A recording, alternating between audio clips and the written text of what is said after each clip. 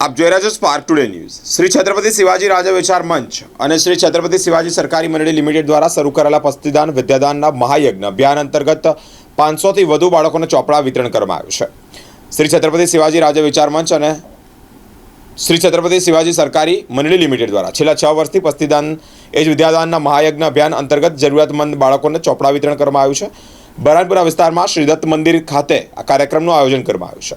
બાળકોનું ભણતર ખૂબ જ મોંઘું બની ગયું હોય તેવામાં જરૂરિયાતમંદ બાળકોને ચોપડા વિતરણ કરવામાં આવ્યા છે।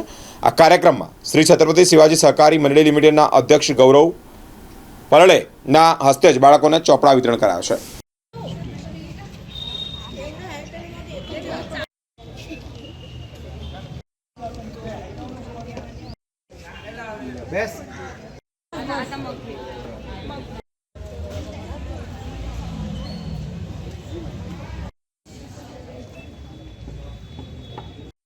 મને ના બધા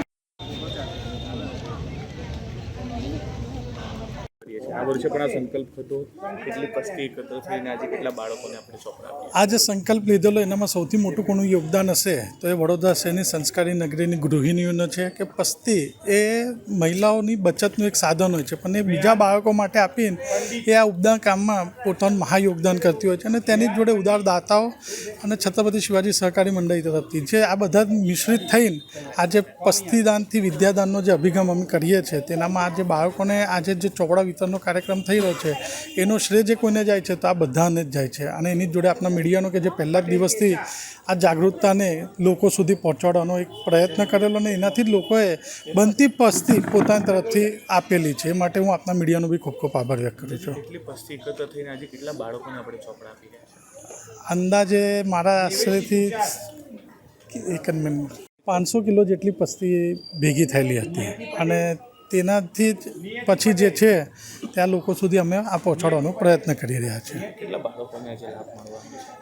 આજે અહીંયા જે છે તે સિવાય ઘણા બાળકો જે કંઈક ક્લાસમાં ગયા, કોઈ વેકેશન માનવા ગયા છે, તો અમે આશરે 550થી 700 જેટલા લોકોને અમે આપવાના પ્રયત્નોમાં છે।